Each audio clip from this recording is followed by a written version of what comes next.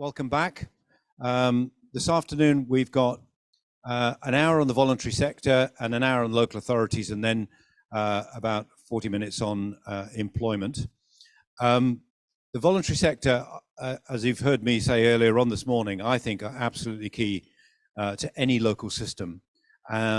Nationally and in the UK, I think we're incredibly lucky to have a very vibrant voluntary sector. 170,000 charities across the UK, all registered with the Charity Commission, but 80% of them have a turnover less than £100,000. And given the pandemic, given the cost of living crisis, a lot of charities are struggling at the moment. And one of the things that we can do here today is to start helping to join some of that up, both on a geographical footprint, where we've got national charities operating locally, and we've got local charities, and we want partnership working to be absolutely key with the NHS and with the local authority, which is where the statutory money is. And I'll come on to that later on. But I'm really pleased to hand over to Darren Hickey, who is from Bridge for Heroes, and they are a coordinating charity and also a delivery charity. And we've got a great panel of speakers, and we'll be taking questions at the end once they finish their presentations. Darren. Thanks, Harper. If it all goes wrong, it's Dennis's presentation. I've got a huge responsibility, been mentioned several times about the voluntary sector. I don't know how I'm going to cover that in 5 minutes, but I'll try my best. Like Harper said, I'm from the Bridge for Heroes. We've got drop-in centres, activity centres, and won Queen's Awards. We're also members of the COBSIO, Confederation of Service Charities. I've been asked to represent the voluntary sector. I've been working with the Bridge for Heroes for just over 11 years. I can't profess to know everything, so there's a caveat here, and this is just my observations of what I've seen, what I'd like to see happen, and also this links into VPPP, which Rachel covered a bit earlier, which I'll go into a bit more detail after the voluntary sector bit. I don't know, everybody in the audience, but setting up a charity isn't as straightforward as you might think. There's a lot of admin things in the background to start with. You've got to choose whether you're a CIC, a charity, a limited company, comes with submitting accounts. You need to register with the Charities Commission if you're producing income over 5,000. You need to appoint trustees. They can't get paid work unless they're specific services, and you need more than 3 recommended and so on. There's governing documents you've got to produce, logo, branding, etc. How are you going to fund it? How are you going to fund the charity? Are you going to put your own money into it? Are you going to get grants, which is unlikely if you're starting out? Are you going to do some fundraising? And that's before you even help any of the veterans or their families. That's not an exclusive list. Just so you understand that these people that are going into the voluntary sector and running charities have all this admin stuff to set up, and they're keen to help the veterans and their families, but they've got all this admin stuff behind them to sort out as well. And it takes up a huge amount of time before they even do what they passionately set out to do, which is to help the veterans and their families. So there's quite a lot to look at. I'll cover some of the challenges that they face, but their organizations are hugely important. They fill in lots of gaps, as we talked about through this morning. They have a huge variety of services they deliver. I can't go through them all. It's massive. They also, because they're on the ground, the voluntary industry, or the voluntary sector, has very much groundwork of an understanding of what people are doing. What issues the veterans and their families are facing on a daily basis. So they also champion that, and we'll cover some of that in some of our presentations as we go on a bit further on. We've got challenges. So like every sector, we've got loads of challenges at the moment. Funding and donations is one of the biggest problems at the moment, and sustainability, especially in a high inflation economy that we're in at the moment. And pretty much most of the voluntary sector relies on donations and collections, some sales, some grants, etc. So you've probably come across that and aware of most of that. Some organizations use companies to collect for them. However, funds, some of that is spent on paying for those people. So there's a huge chunk that disappears before it actually gets through to the beneficiaries, the veterans and their families. But those organizations don't always have the resources to be able to go out and collect money to fund the services themselves. We've talked about the setup and running that's incredibly complex, the charities commissions, rules, trustees. Trustees are volunteers, but they're time challenged because they've probably got another job, ideally. Really? 1 minute left already. So there's lots of challenges in the sector, and the East of England is a large geographical area with diverse communities that can work better together. And I want to try and encourage sharing of the resources as well. Delivering the voluntary sector in the East of England, supporting everything you can imagine. The veterans charities are essential in the areas of mental health, support, housing, employment, and financial advice. And the voluntary sector fills gaps in existing services, offering specialised and tailored support to meet unique needs of the veterans. Because funding is also competitive, charities are resistant to sharing and collaborating, which I'd like to try and encourage a bit more of.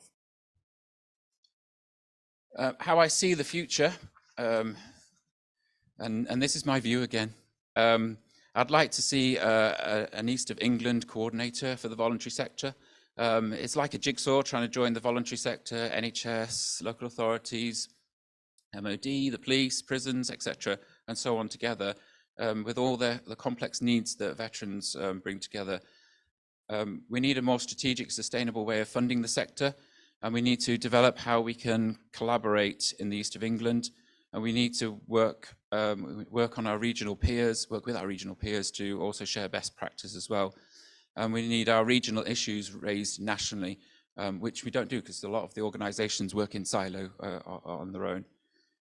So if you can help me do that, please share. Well, I've got my contact details on the handout packs, so please get in touch with me or talk to me afterwards or come to our stand. That's my time up for voluntary sector. It is incredibly quick, I'm afraid.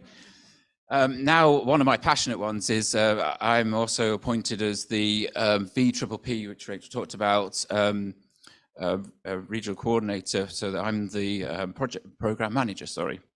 And I manage a 900,000 grant fund for 11 projects. And we've currently supported thousands of veterans with the pot over the last 18 months. We took a slightly different approach to others, and we put in place monthly meetings, monthly reporting, and hands-on project management, and that allowed us to be aware of the success and the issues that happened as they happened. The funding ends in December 2023. We've got some projects that will just overrun slightly of that because of start timings. But we need to start looking at sustainability for that project. It is currently offering critical work and continues to help so many veterans that I think we need to look at how we coordinate and organise that going forward. We've have great connections and collaborations with the public sector, but most notably the NHS providers, which we'll talk about in a second. And thanks to the Armed Forces Covenant Trust Fund for appointing us to facilitate directly influencing the funding on a local level. So thanks, Rachel, and your team. Our aims were to enable more veterans to be supported, obviously, as Rachel covered. We've linked together 11 funded projects and their contacts and built a database of wider connections. We've helped projects in the portfolio. Some of them needed some help with governance support and others marketing. Some needed project planning and others needed staffing and volunteer training. Some struggled with monthly reporting. So probably used to quarterly reporting and yearly reporting. But in my view, if we're spending public money, we need to keep track of that on a close knit. And some of those people will probably get over the regular reporting by using some of the chatbot AI stuff that's coming out in the future anyway, but probably a topic for another conference at some point. So our focus was to reduce suicides, and we did that with drop-in centres, outreach centres, phone support, and website signposting. And we help veterans gain skills with activity centres and online training, encouraging volunteers to self-sufficiency with back-to-work programs like the ones offered by Step Together. Tim where is Tim? He's got his stand out there, so go and talk about him and how we get veterans back into work. We are pretty sure that we've got mental health well-being, we've got caseworkers and peer mentors and welfare workers, which we've also supported through the programme of work. We're pretty sure that the hospital readmissions have been reduced. We just need to work out a way to quantify that. So if any of the research buds in the room have got some ideas, then please let me know.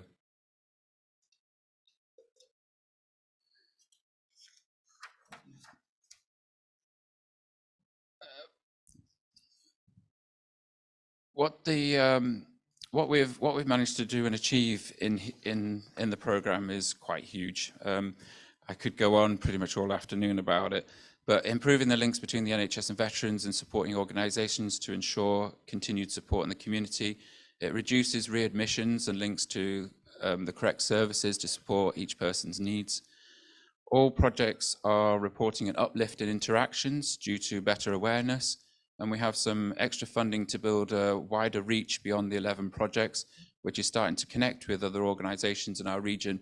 So we're very, very interested in talking to pretty much everybody here to build across our East of England region our connections and how we can work together to join, as Harper keeps saying, the voluntary sector with all of your different organisations out there. With the funding looking to end in December, I know there's options that we're looking at the moment. We'll look at how we can continue to fund that and leave a legacy, which is one of the things the Armed Forces Covenant Trust Fund will do. And that will be a database and connections and also the partnerships that we've created within the project during the programme. How many direct beneficiaries have we supported so far? So far, this is only 18 months, we haven't quite finished, is over 20,000 phone calls have come in to I'll show you some of the projects in a minute, and over 300 training courses, online training courses, and over 800 direct interactions with veterans and their families in the 18 months that we've been running. Bear in mind, obviously, the first few months or so, it took time to get the program up and running or so we're probably looking at just over a year. So I believe what we've done and achieved is quite immense in that short period, and hope we can continue that in the longer term. We've talked about funding and expanding funding into 3-year longer term programs, and that's what we need to do rather than short one-off hits. These are the projects within the program, 11 projects. We've got Bridge for Heroes, obviously. Andrew will talk about that in a minute. Step Together, which is out there. I've got a stand, Tim's out there. The Warrior program has already been mentioned. Veterans Norfolk, Jamie's here.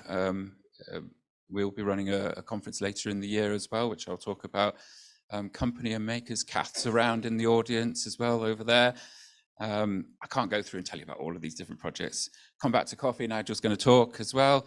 SAFA are also around, they've got a stand I've seen. Combat Stress are one of our projects, and they're the main ones that take the phone calls that I was mentioned, over the 20,000 phone calls just for the East of England region. Walking with the Wounded has also been mentioned, and we've got Veterans Community Network over in Bedford as well. We're also trying to expand out some of our project links into other organisations like Fighting with Pride. There's a push in that area to look at things, and also the COPSIO have also released a Veterans Mental Health Awareness Standard, which pretty all the projects in our programme who are able to do that, who deliver or meet people, have all got that standard as well, and that's being rolled out further and wide in the voluntary sector. So there's a lot going on that people don't see all the time.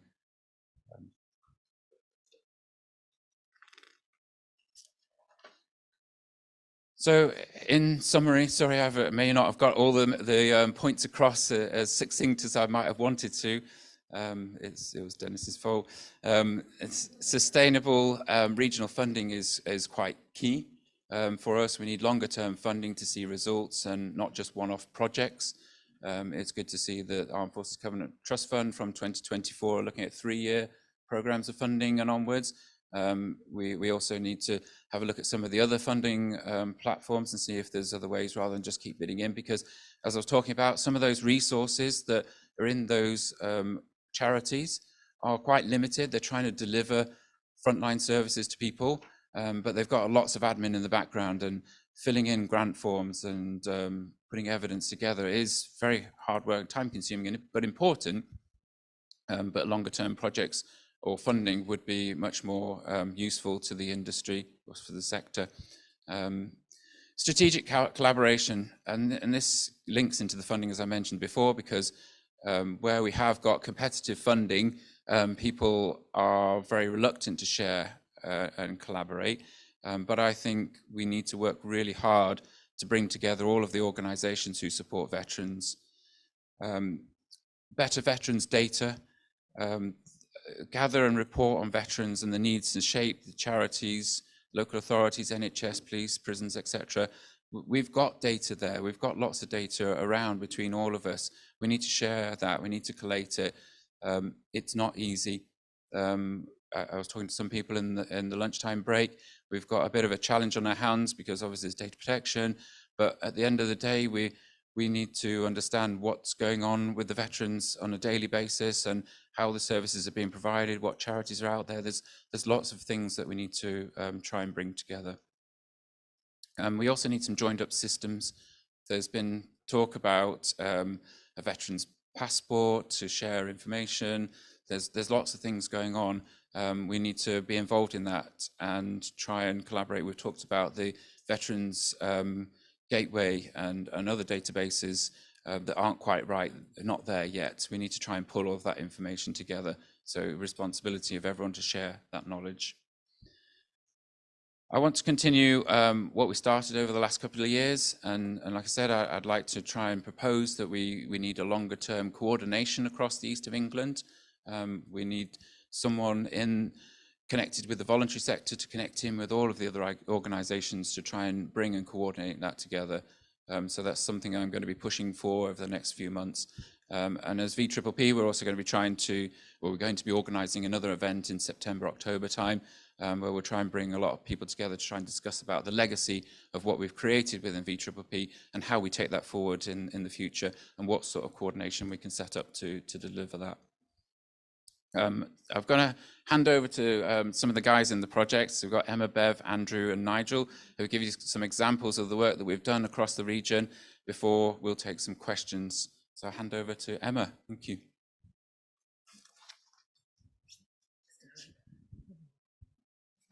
Oh, this is nerve-wracking, isn't it? Right, I hope you'll be nice to me. And it came up the first time. Well done, me. I've achieved something today. So this is where we started our work with the third sector, or the voluntary sector. My name's Emma Harrison, and I work for the Queen Elizabeth Hospital in King's Lynn. And we're an acute trust in West Norfolk, and I'll show you whereabouts in a minute, because many of you won't know where that is, because we're just tiny. But our journey started with a phone call I got from Luke Franks over there from Adam Brooks to say, we've got a patient who's transferring to your hospital. Can I have the contact for your Armed Forces Welfare Officer?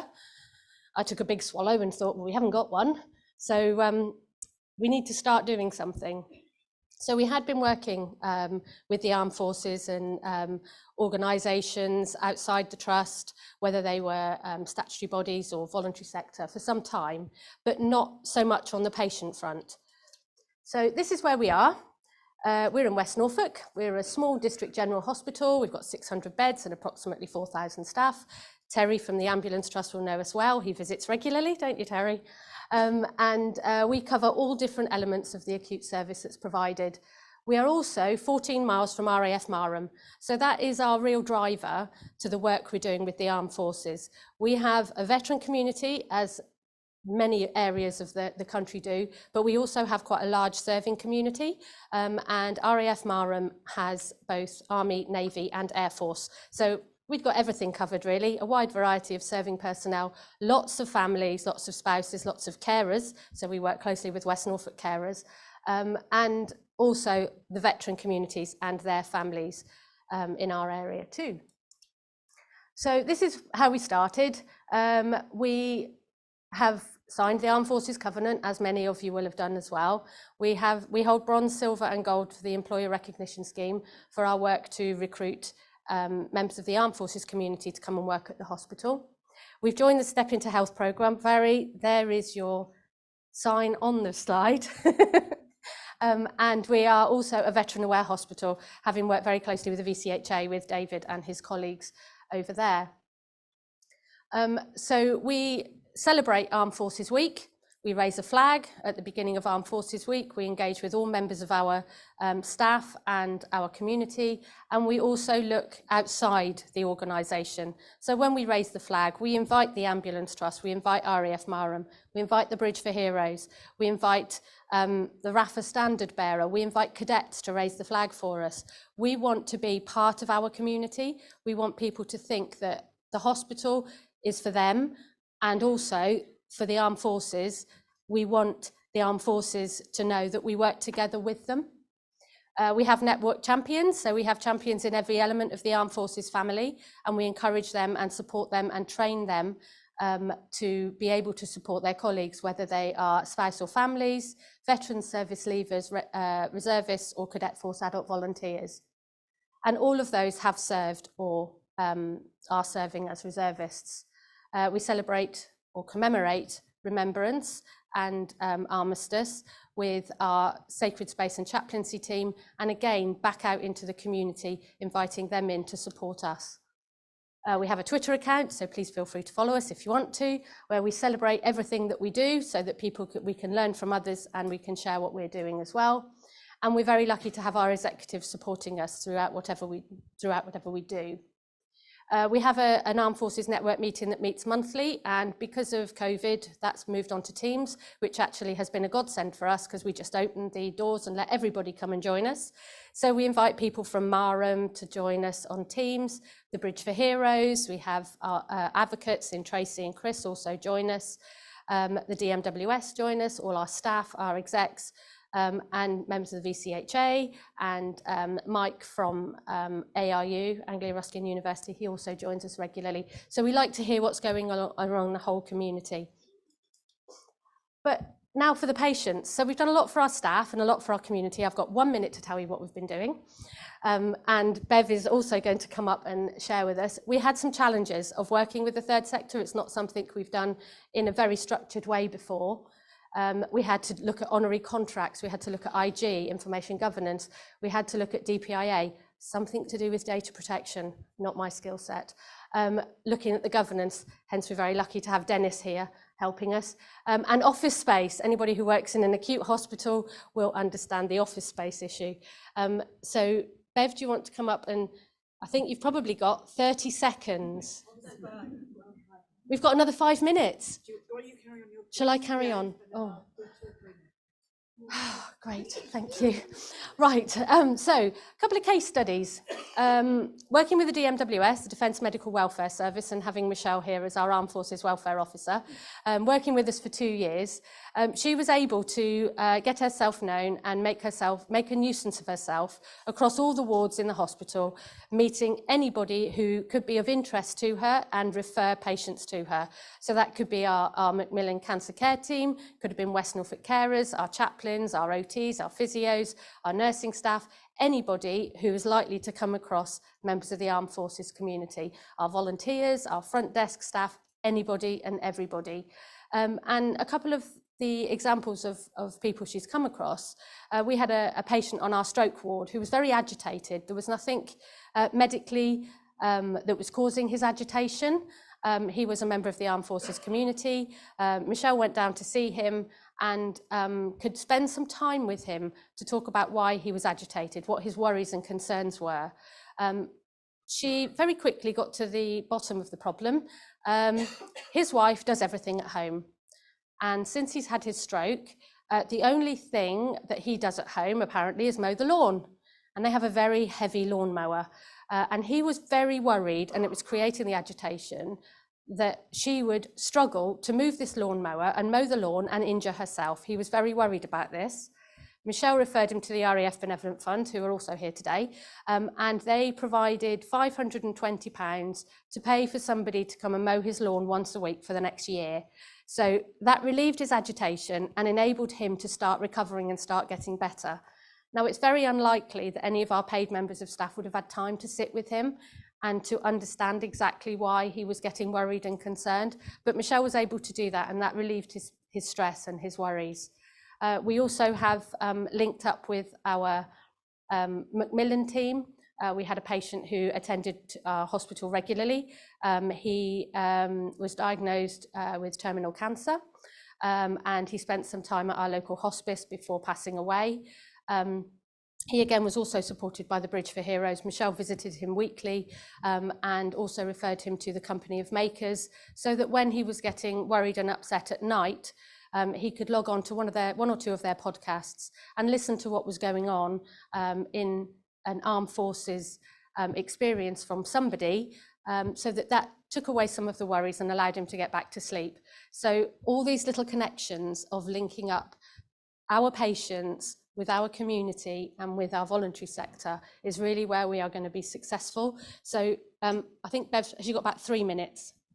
2 minutes, I'm so sorry. No worries at all. Thank you. Good illustration of what we do. Right. So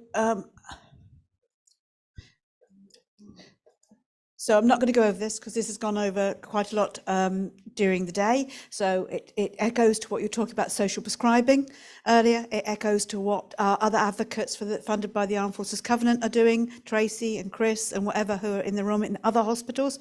But, you know, you'll have this in your pack, so you'll be able to see. But I do think this helps. Having a DMWS or an advocate in your hospital helps you deliver on your Covenant duty. It also helps you deliver on your accreditation, your VCHA accreditation.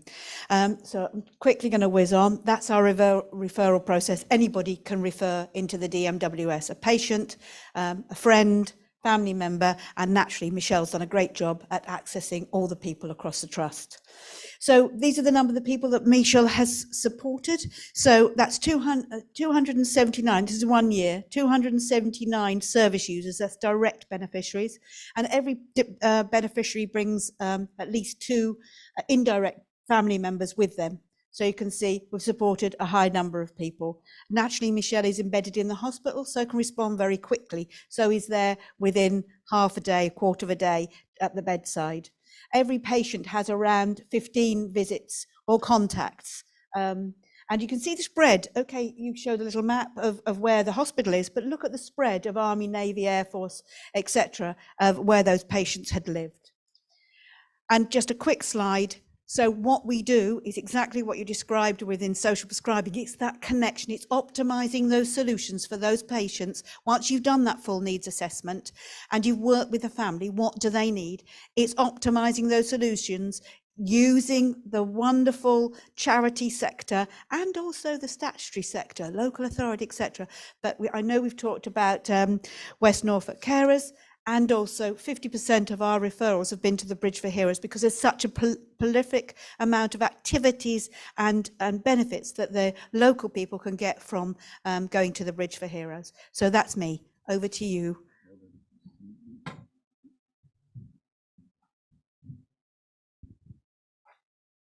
Thank you.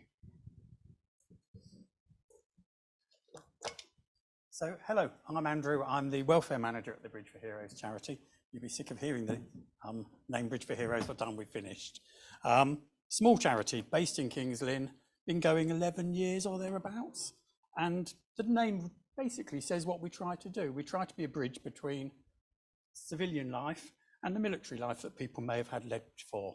So that's pretty well what we're aiming to do. Beneficiaries, as you can see, as was mentioned earlier, Marham is fairly near to us, so you'd think we'd have more RAF people locally, but Army is our biggest number of beneficiaries. Small number of Royal Navy, not many people from the Navy want to settle in East Anglia, I don't know why, but we're far away from Portsmouth. So that's who we're looking after in terms of the people who've served. Supported in a month. So we have two lots of beneficiaries, if you like. We have those people that come to us with a specific problem. They might be homeless, they might have a debt problem, they might be suicidal. We help them, they get back onto their feet, they say thank you very much, and we don't see them anymore, and we regard them as our biggest successes. We're still there for them if they do come back, and sometimes they might. We had a guy turned up last year who was stuck in this country without his passport. He'd been thrown out of training at Catterick. His passport was back in Ireland, and we helped him get back home to Ireland. We're never going to see him again, I'm sure. We did get an email from him saying thanks very much for your help. So strange things like that that we do. But in the average week, we are seeing about 75 different people coming through either our contact centre or our activity centre. So the contact centre is based in the town centre in Kings Lynn, and it's a place where people can go and feel it's their own. It's got all sorts of things like machine guns on the walls and plaques and berets and stuff that I don't understand because I'm not from a military background. But when people walk through the door, they go, oh, this is home. This is my place. And they sit in there and they love it. We make them a cup of tea. We make them feel welcome. Once they've been in 2 or 3 times, they might say, can you help me with this?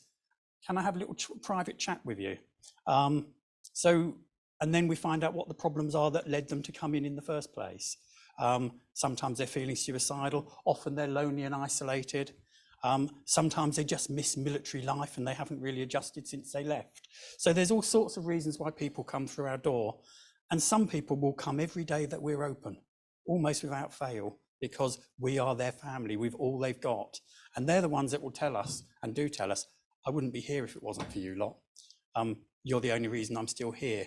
And that's sad, but it's also very rewarding to know that we're making that kind of a difference to these people. So what do we do on a daily basis? What do I do as a welfare manager? My badge says that I'm a welfare manager, but I do anything.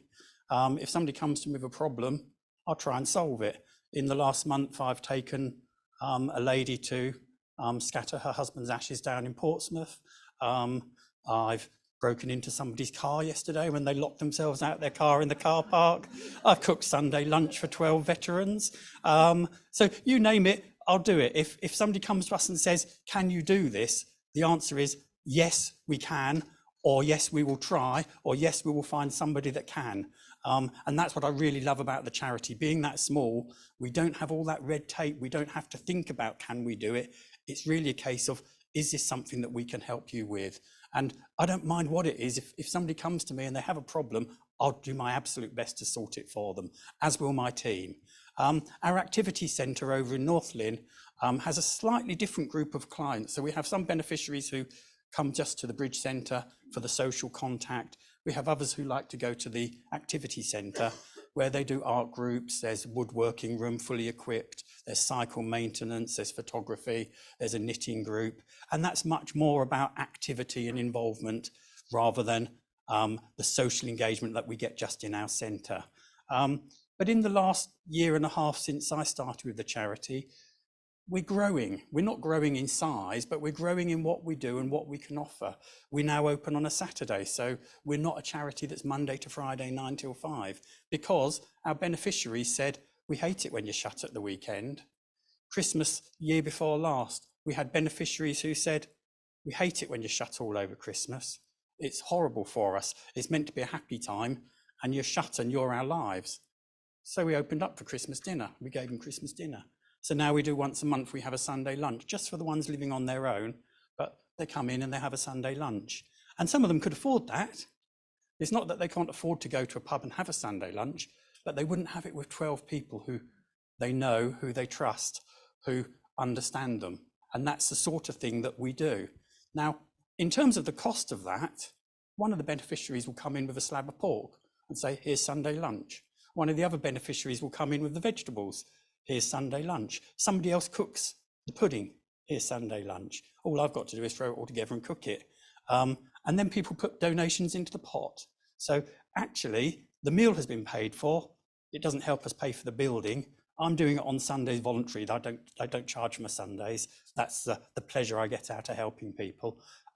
So that's what being a welfare manager at the Bridge for Heroes is about. It's absolutely making a huge difference to people who do deserve our support. And that's the pleasure of being that small charity, not one of the big boys. We're making a difference very locally to individuals at a local level. So who do we help and how do we help them? As I just said, we do anything. Look at the list: social isolation, loneliness, mental health. I'm a mental health trained nurse. Before I went into general nursing, I trained in mental health. I don't do counselling. So if people come to me, I'm not going to do mental health work. There are people far more skilled that can do that, but we can support them whilst they're getting support elsewhere, and we can signpost. So that's that bit about knowing our boundaries. We don't, when I say we will help with anything, we won't tackle the stuff that we're not able to do. We will signpost for those things. Healthy living. So we have a set of scales now, and when I'm cooking lunches, I'm thinking about what vegetables can I put into it, encouraging people to eat healthily. We do puddings, but we say, do you really want one of those? To some people, because we're helping them to sort of monitor their weight and making them aware of it. But if they want a pudding, that's, you know, they'll tell you, oh, well, I won't be eating anything much when I get home. And those meals, again, it's a reason for an isolated old man living in a flat in the town on his own to come in for his lunch. Does it help him in other ways? Yes, it does. With the cost of living crisis, coming in and having a good, nutritious cooked meal with company, that's going to keep him alive. That's going to keep him alive. Warm spaces. Last winter, we heat the building so that it's warm enough for people to sit in and not be having their heating on at home. It's all of those little things that make what we do special and very, very effective. 25% of our beneficiaries have at some times said that they have felt suicidal. Again, it is something that we can help with. Part of that is knowing who else they might need support from if they are acutely suicidal at that point of time. But very often it's a suicidal ideology. It's an idea. They're not sure what to do with their life. Sometimes they're wishing they were dead. So I do a number of one-to-one sessions with people that will help them to get their thoughts into some order, decide what help they need, maybe go back to the GP and try the antidepressants again, maybe get counselling from some other service. But a number of our patients, beneficiaries, that's my nursing background, do say that they were at some stage suicidal. And some have definitely said that if we hadn't been there for them, they would no longer exist. Nelson House, I mentioned it briefly. So this is our activity centre, and it's a whole floor of a building about the size of this room, segmented up into a woodworking room, an art room. We've got a little kitchen area there. There's a bicycle maintenance group where we fix bicycles and encourage people to actually ride their bicycles as well. So you can see the things that we do there. There's always jigsaws on the table. And again, we've now started opening there on a Wednesday evening. So people who are working, you know, the working veteran, they can still get to us as well. And that's in response to the fact that I was having people that wanted to have one-to-ones with me who couldn't get to us because we were working. So it's like, okay, well, we'll open different times. So that's, as I say, we will bend and we will flex according to what the demand is. And I rather like it as a way of working. Helping with the other organisations, as Emma's mentioned already, we're working more closely with the hospital and looking to do more in reach there. I get an awful lot of my referrals from Michelle, so I'm doing a lot more hospital visiting than I was, taking me back onto the wards and seeing patients who are now beneficiaries. And we work very closely, particularly with SAFA. We have a SAFA caseworker who works very closely with us as well. So if we can't fix it, very often they can. And we will refer to anybody that needs help. We've been to other housing charities in the past. We work closely with the council around housing. But we're certainly not a charity that's saying, this is ours, we don't share it. We want to reach out and build working links with anybody that we can work with. In the last couple of weeks, I've been in contact with the local bereavement support services as well. We've reached out to the ambulance service. A large number of ambulance staff served in the military. So it's not just the people that they're seeing that we could be supporting. It's actually their staff who are doing a really stressful job. So we're reaching out wherever we can. If there's a veteran, or their partners, their wives, and as somebody mentioned earlier, when you go into a hospital situation, anybody over 85 either served or their wife did or their husband did, almost certainly. So we know that there are still a lot more people out there that we can reach, and we're working as hard as we can to reach them as quickly as we can and effectively as we can. Who do we rely on for funding? Well, you good folks, the main funders, as you can see on there, Armed Forces Covenant Fund Trust, Veterans Foundation, Royal Air Force Benevolent Fund. I can't see the one at the end, the Army National Charity, but you name it, we do rely heavily on grants to keep us going, but we also rely on local charities to help us and support us. We do fundraising as well for ourselves. We sell the goods that we make at the woodworking group. We've just had a nice little donation from a small garden buildings manufacturer about 15 miles out of Kings Lynn, who've given us £4,000 and lots of wood for woodworking. So, you know, these are the, you know, by reaching into the local community, we get local support back, and that's what we're really all about. So yeah, donations for items made.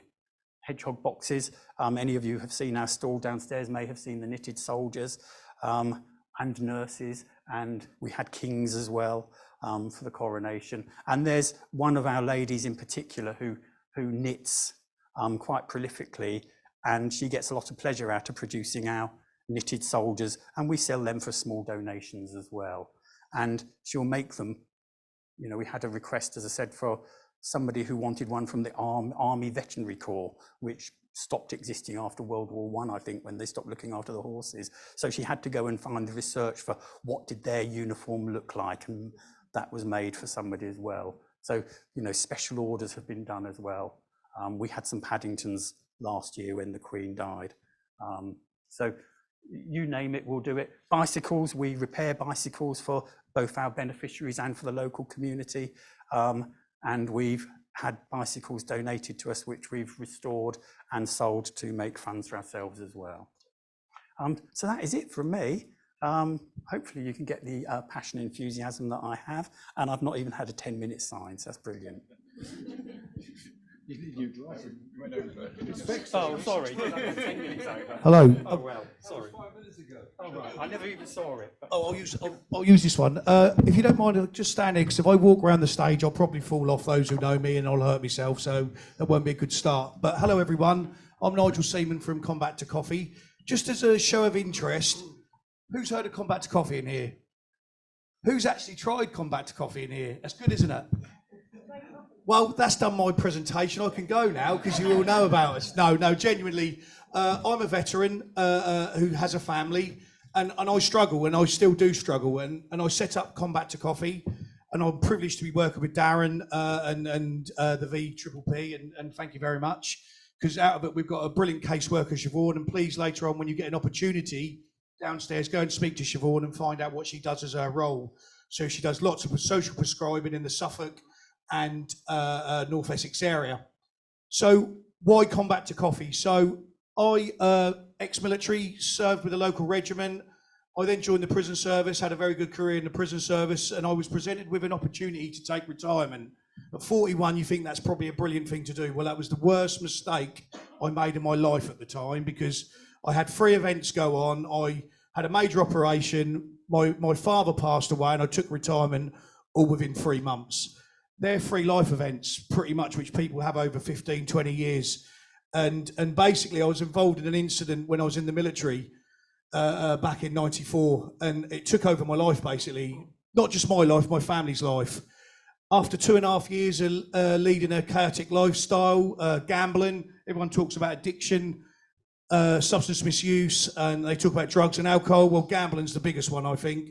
And I lost horrendous amounts of money. I lost my pension and everything. And my family nearly lost their dad, i.e. me, because I was on the edge. And I could have gone 2 ways. I could have gone back in prison because of the chaotic life I was living, or like one of my friends said, and excuse the language, Spunky, you need to get yourself some help, mate. You're not the bloke I know. And because of my surname, that's what my nickname is. So reluctantly, I'll just get the elephant out of the room. So reluctantly, I went to a gambling counsellor who was very good, and she said, look, you're not telling me the full truth here. And she started prodding me about the army, and I had a meltdown in a session, and she referred me to Combat Stress. And it's not just Combat Stress, there's loads of organisations that I've worked with, and there's some professional clinicians in this room who are part of my life where I am now. I still have some real low moments, but I've got some tools in the toolbox to take it forward. Combat to Coffee simply come, when I was at Combat Stress, they done really, really rubbish coffee. I had a coffee machine in my room, and everyone on my course would come to my room for a brew before we'd go and do therapy and treatment and so on. And the idea behind it, I thought, there's some mileage in this. And I went on a business course with ex-forces, and Combat to Coffee was born, and it's that simple. I'm ex-infantry, keep it simple, stupid, combat to coffee. That is that simple. That's what we do as a business. But everything is a subliminal message. Everything we do. We work in prisons, we work with veterans in custody, and there's about 7% of the population of prisons are veterans in custody. Yeah, that's probably higher than that, because having worked in the jails for 15 years nearly, yeah, there's lots of guys and girls out there who won't disclose because of embarrassment and so on. Yeah. So the idea behind Combat to Coffee, it allows people to have a safe space to have a conversation. Now, it's not just coffee. It can be hot chocolate, tea, Fanta, Pepsi, but Combat to hot chocolate doesn't sound as good, does it? And that's the truth behind it. So everything we do, we advertise and we talk. We take vans into the community. Siobhan will go and do road shows with us. We do road shows with hospitals. And literally every drink we sell has our message on it. Combat to Coffee, don't let mental health mug you off. It's not just mental health, because when you struggle with your mental health, your physical health is affected as well, as I know, as I stand here with half a leg missing.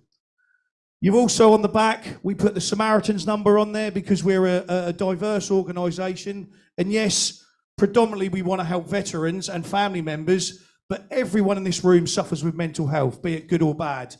And there's such a fine line between the good and the bad. However, if you're struggling and you don't get help, that fine line gets bigger and bigger and bigger. Okay? So that's why we put the Samaritans on there. We also recently have just started advertising Op Courage. What this does is the person who has a brew can take that cup home and get help indirectly without anyone having to know. So mental health, and I'm sorry to say this, and this is my opinion, and I think some of you will agree, still does have a stigma. Yeah, if you're ex-military, it definitely has a stigma, because the military are brilliant at training us to do one thing. Doesn't matter what job you do, is go to battle. You're never untrained. So when you're in your 6-week basic training and you're getting beasted and beasted and beasted, them values sit within your body. And unfortunately, they're never untrained from you. So there is still a stigma with it. However, we're giving the opportunity for people to get help indirectly just from having a brew. Our coffee, we do mental health coffee bags, and through the VPP, we've given out about 4,000 of these. They again have mental health numbers on them. And what happens with these is, I'll just give you a quick demo. I've still got a couple of minutes. Brilliant. If I can open that. Basically, you take the coffee out, you can have a brew, that then becomes a business card. And it's my aim one day to get those in the ration packs, because they will help serving soldiers, Air Force people and naval people, but they'll also, if anyone struggles, they don't go home at weekends, they're always in the block, they always find a ration pack to get a brew. So that can be a lifesaver. If that saves one person, it's done its job. Our coffee, quite quirky camouflage colours, that's our unique colours. Yeah, what we do is we have our vans embossed with that from head to toe, so you can see us coming.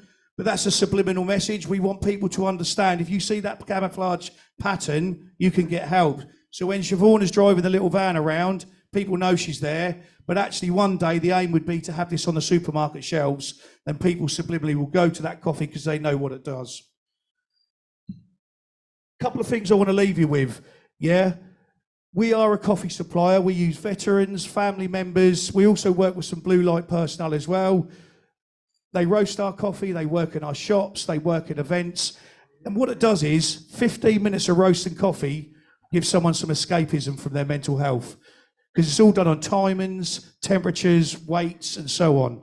That 15 minutes puts a smile on people's faces, believe you me, and I can invite anyone here to come and see what we do, and you'll see that yourself. Last week you had what was the lady's name again? Mims Davis, the MP for the Covenant. She came and visited us and actually took some real good stuff away from it, didn't she, from the coffee as well. So if you have the need to have our coffee in your place, please have a chat with us, because having our coffee, which comes from a farm, spreads the message. And that's all I want to do, is spread the message. I don't care if you get it at cost price. For you having that coffee in your places, in your buildings, in your establishments, spreads that mental health message. The second thing is that the prison stuff, we've had some real good outcomes from prisons. We've worked with lifers, we've reintegrated them into the community, we've helped short-term offenders, and we're basically linking into people's sentence plan and their journey on their release. I was given a second chance with my life, I believe, with all the help that I've been given and I bought into. Someone in custody, if they've served, I believe they deserve that second chance. Yeah, they've put their body on the line, and I know what that's like. Yeah, they deserve to be given the opportunity to reintegrate back into the community. Okay, so if there's anyone out there who wants to come and support us on evaluation and what we do in our prisons, please come and speak to me later, because I would love to evaluate it properly, and then we can then put some real message out there to the OVA. And we are having some real positive conversations with the OVA as well.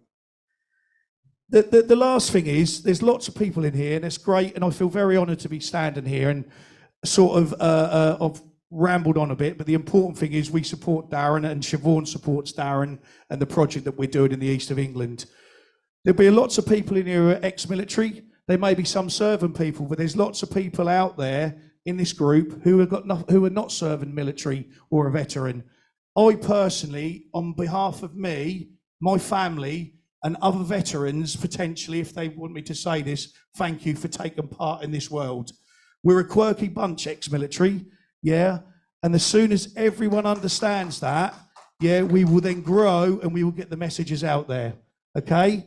So I haven't been given a 1 minute warning yet. Oh, that's me done. Thank you.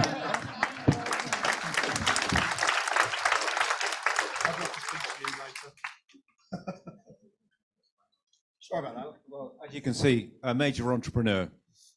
Thank you very much, guys. That was brilliant. We go for any questions and answers. We've got about 5 minutes, but I think we've got a bit of flexi time. So any questions for Darren and the panel here, please?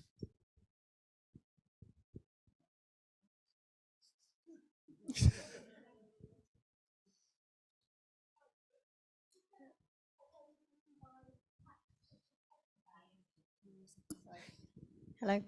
Is there a way that you can buy packs of the coffee bags as opposed to the... Yes. Yes. Hello?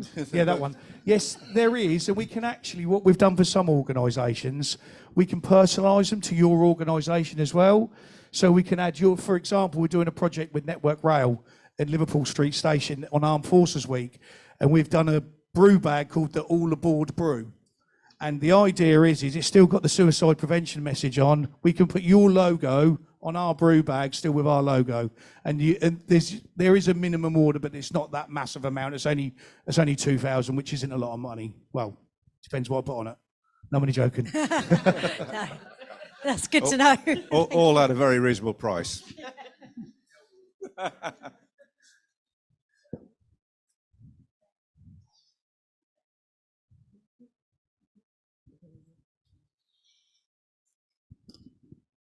Hi, Darren, my name's V Walsh.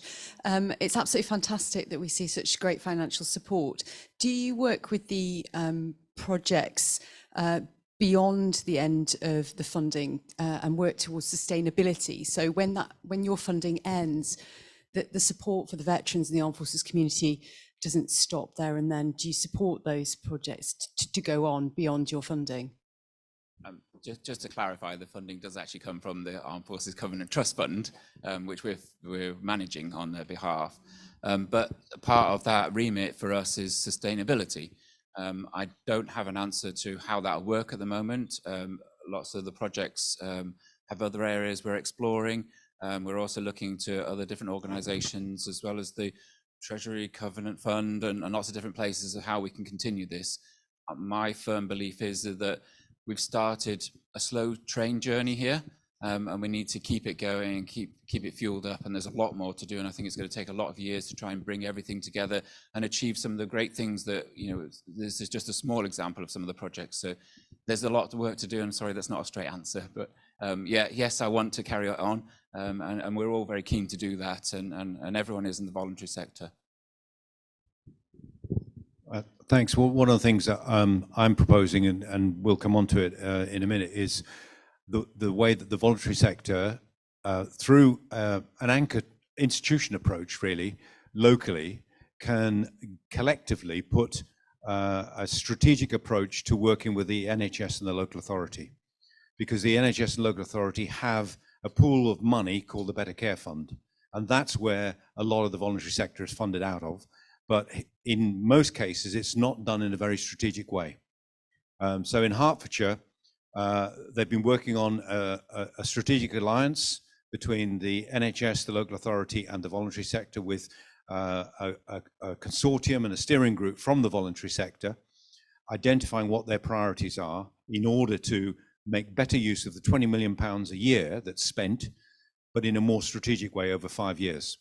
And that's a model which I think is definitely replicable in other areas.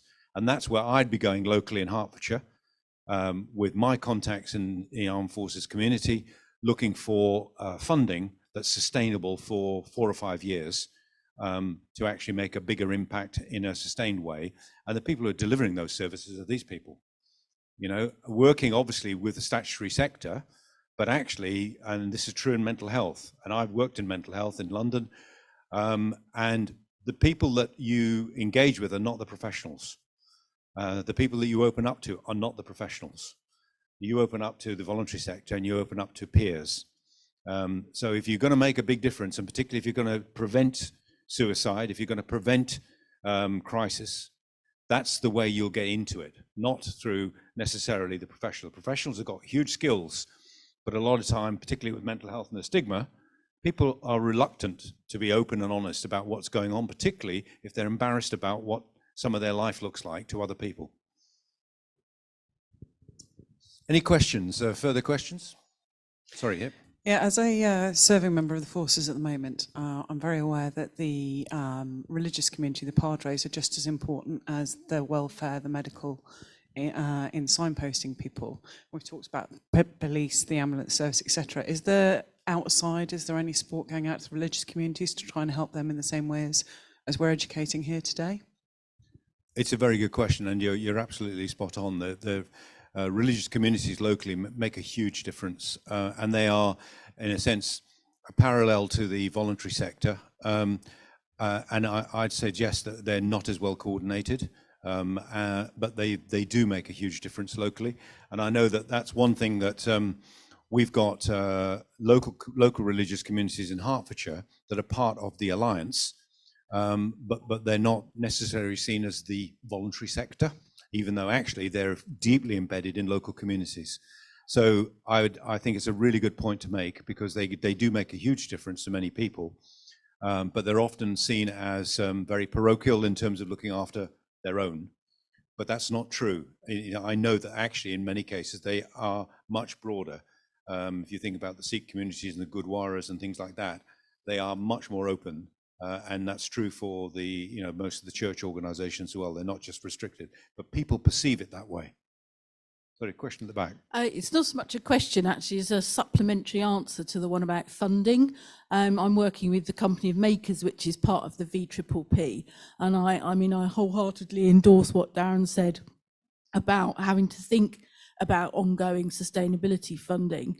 And this idea of us all working together and collaborating as a project to draw down other funding is a really, is one that should be explored much further. But I'd also encourage local charities to sort of think out of the box as well. It's very easy to sort of restrict your funding just to the military funding charities. We collect an awful lot of really valuable data on our veteran beneficiaries. There's all sorts of niche funds you can look at. For example, Company Makers has just drawn down money from a fund which is specifically for Afghanistan veterans in order to develop a wellbeing project there. But also because of the medium of what we've been delivering, which is podcasts, talks and workshops all online, we've drawn down Arts Council funding. So not something you'd naturally think about with veterans, but the Arts Council, because of the data that has been demonstrated in what we can do with this particular project, has been very keen to fund it. And the funding should hopefully take this project on for another 19 months. Thank you.